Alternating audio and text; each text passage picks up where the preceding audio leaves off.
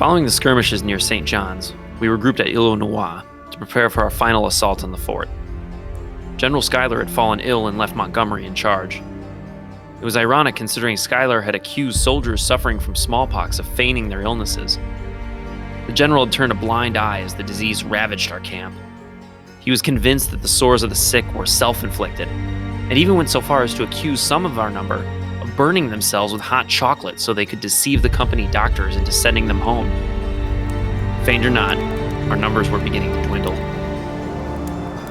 Not only did we lack the manpower to storm the fort, we also knew we lacked the firepower. Our guns were unreliable at best, and we were running dangerously low on powder. It was the general conjecture that Montgomery was discouraged, as to his failure to accomplish anything of importance against the enemy.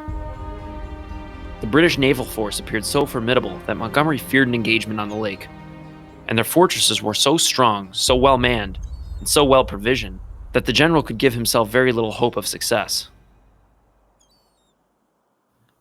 On September 14th, something very curious happened. Montgomery posted a message calling on persons who would distinguish themselves in the cause of liberty to volunteer and row up to the enemy ships and attempt to board them. It seemed like a suicide mission to us. And there were whispers around camp. That's exactly what Montgomery's intention was. By asking for volunteers, he could get all the glory if the plan succeeded, and none of the blame if we failed. And if a group of Connecticut men happened to be killed, well, that's just fewer obstacles in his path to control. From what we could tell, everyone who had enlisted and fought had already distinguished themselves in the cause of liberty. At the camp meeting, we rejected his plan and refused his orders. Tensions were eased when another wave of reinforcements arrived. We were distrustful of yet another New York regiment, but morale improved with the arrival of 100 of Beddle's Rangers and 170 of Ethan Allen's Green Mountain Boys, now under the command of Colonel Warner. Their reputation preceded them, and no one questioned their courage. On the 15th, a council of war was called due to uplifting reports from James Livingston, who had recruited hundreds of Canadians to join our effort. Colonel Waterbury and Major Douglas took their men aboard our makeshift navy to harass the enemy fleet and provide a distraction as we encircled the fort. We embarked to the south of the fort for a third and final time on the 17th with about 1,400 men. Major John Brown and his company of Americans and Canadians had already ventured north, captured supplies, and erected a crude fortification from wooden beams, hidden by the trees. Fort St. John's was now under siege, although the enemy had not yet realized this.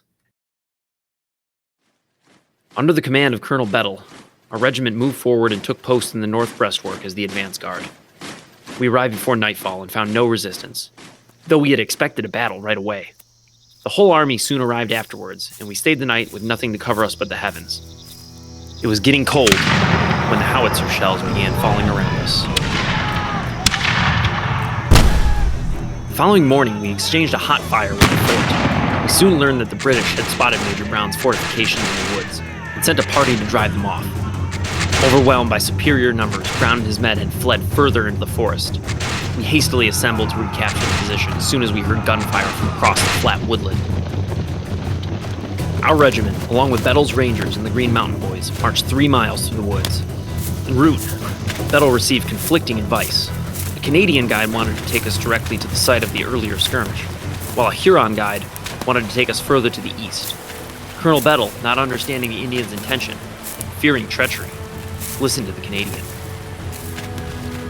We traveled knee-deep in water, every minute expecting to meet the enemy. We finally found the regulars at Major Brown's encampment. They greeted us with a hot fire of grape shot and musket balls. We fired back, and after discharging several volleys, the enemy retreated to the fort. They wounded Captain Watson, but none of our men were killed. The regulars had lost 2. One was killed with their own cannonball shot. We took the ground and spent a very tedious night with our feet wet and cold, with no houses nor tents to lie in.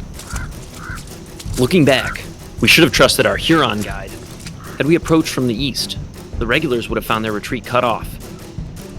We may have taken back our fortifications, but we missed the chance to capture 100 redcoats. Now there was no choice but to dig in. For the foreseeable future, Fort St. John was in a state of siege.